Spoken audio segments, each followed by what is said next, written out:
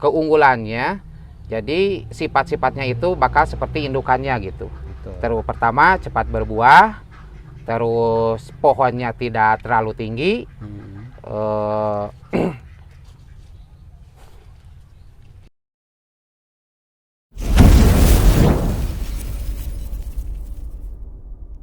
Warahmatullahi wabarakatuh. Selamat bertemu mitra-mitra tani dimanapun Anda berada. Bertemu lagi dengan kami pada channel YouTube kesayangan Anda, yaitu UPTD Pertanian Rancakalo. Sebelumnya saya mengingatkan kepada mitra-mitra tani di mana saja berada, ingat, like, subscribe, ting. Ada waktu 2 detik, dan bagi yang sudah, banyak terima kasih. Pada video kali ini kami akan menyajikan cara-cara perbanyakkan tanaman secara vegetatif. Dan kali ini saya sudah berada di PPD Balai Benih Hortikultura dan Pengembangan Perkebunan atau BBHPP wilayah Rancakalo. Mitra tani, agar tidak gagal paham, mari kita temui orang yang ahli di bidang. Siapa itu? Mari kita. Assalamualaikum. Waalaikumsalam. Waduh, Pak Andri lagi kegiatan apa nih? Ini lagi perawatan alpukat. Alpukat. Aduh, maaf mengganggu, boleh nih? Boleh Pak. Mitra tani dimanapun Anda berada, seperti yang saya sampaikan tadi, bahwa beliau ini adalah salah seorang ahli di bidang perbanyakan tanaman. Dan siapakah dia? Inilah Bapak Andri, atau lengkapnya Pak Andri Suhendri. Apa yang ingin disajikan selanjutnya, ikuti kami.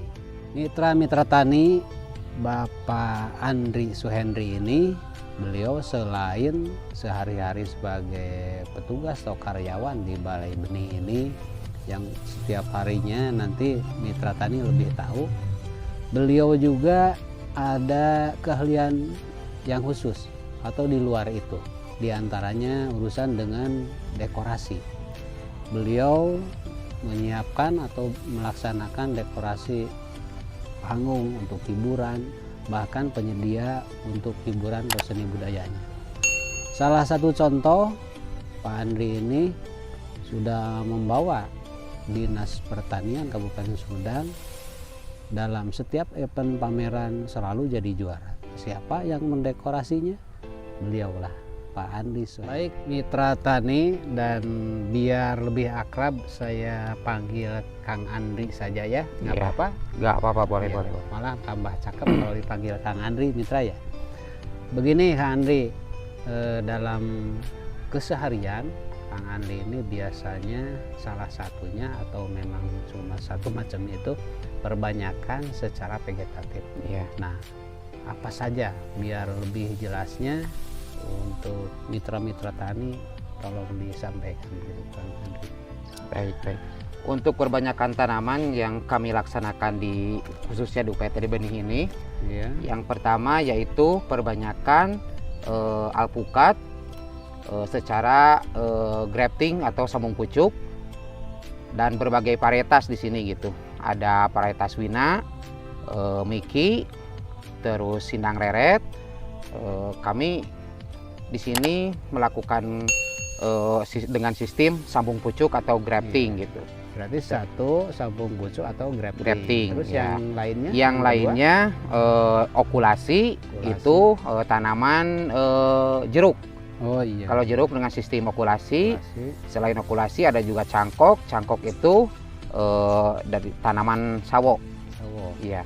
Karena untuk varietas buah-buahan unggulan Kabupaten Sumedang ada jeruk cikoneng, sawo sukatali, Iya. terus salak. Salak itu secara perbanyakan memang secara cangkok juga gitu. Oh iya. salak bongkok? Iya, salak bongkok ya, salak bongkok. Tapi khusus yang kami di sini perbanyakan yaitu ada 3 komoditas. Yang pertama sawo, itu secara cangkokan, dan alpukat secara grafting atau sambung pucuk, terus jeruk secara okulasi. Baik Kak Andri, sebagai ilmu yang ditransfer atau diberitahu kepada mitra-mitra tani, kira-kira apa yang mau disuguhkan oleh Kang Andri? Apakah grafting, okulasi, atau cangkok? Untuk sekarang mungkin untuk cara grafting atau sambung pucuk, karena kebetulan untuk sambung pucuk ada batang bawahnya dari tanaman jambu, Pak. Jadi saat ini juga sedang pengerjaan grafting? Iya, sedang pengerjaan grafting jambu kristal, Pak. Jambu kristal, ya. Nah, mitra-mitra tani, nanti Kang Andri akan menyampaikan bagaimana caranya sambung pucuk atau grafting yang baik, khususnya di tanaman jambu kristal. Ya. Untuk itu, ikuti kami. Baik, untuk melaksanakan grafting atau sambung pucuk pada tanaman jambu, sebelum kita melaksanakan kegiatan sambung pucuk atau grafting, langkah yang pertama yang harus dipersiapkan yaitu alat. Yang pertama adalah pisau. Pisau juga harus steril. Ya, kalau berdasarkan aturan itu, ya pisaunya itu harus benar-benar steril, terus tangan harus benar-benar steril gitu. Disterilkannya pakai apa? Disterilkannya itu bisa pakai alkohol, Pak, yang 70% itu gitu. Setelah steril baru bisa dipakai untuk kegiatan grafting gitu. Langkah yang pertama kita harus siapkan yang pertama batang bawah udah siap. Nah, lalu kita ambil entresan atau untuk batang atas indukan pohon jambu kristal. Langkah yang pertama untuk pengambilan entres itu jangan terlalu tua dan jangan juga terlalu muda. Kita bisa gunakan pisau untuk membuang daun-daunnya dulu gitu.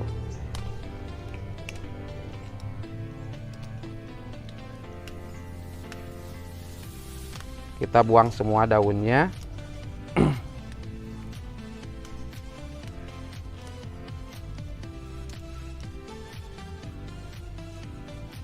Nah, setelah kita ngambil entres seperti ini, kita langsung saja melaksanakan kegiatan sambung pucuk atau grafting tadi. Kita langsung aja ke tempat batang bawah atau seedling ya, yang telah disiapkan.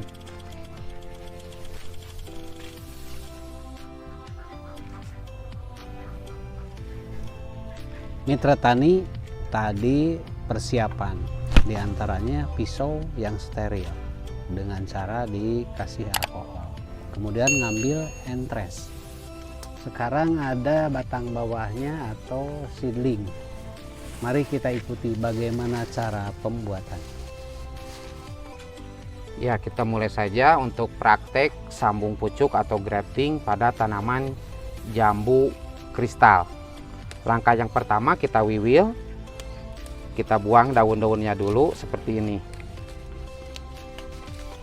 Lalu kita potong menggunakan cutter, bisa juga menggunakan silet. Lalu kita ambil entresan tadi yang sudah kita ambil dari pohon induk. Nah, setelah itu ini dipotong untuk menjadi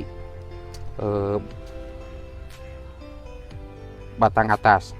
Caranya cukup potong seperti ini.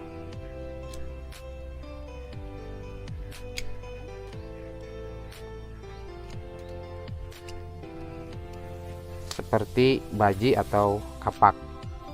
Setelah ini kita belah.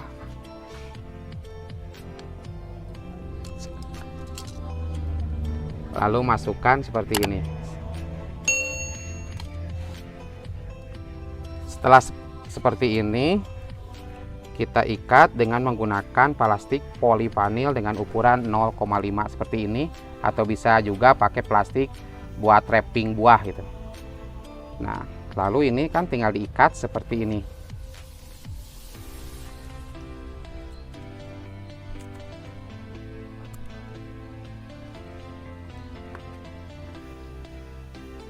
Setelah kita ikat, lalu kita kasih penutup atau sungkup untuk menghindari bakteri, larva, terus hama pengganggu lainnya.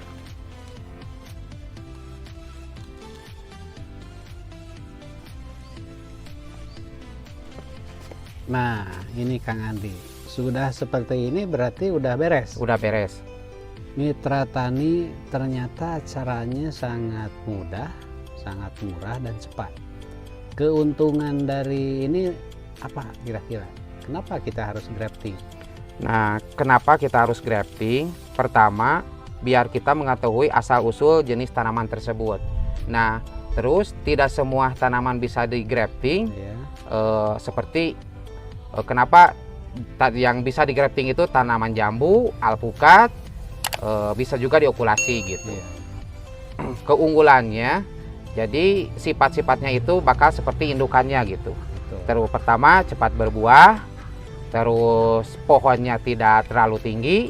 Itu Mitra Tani beberapa keuntungan dari grafting. Nah, ini kan prosesnya tadi sangat murah, cepat gitu ya.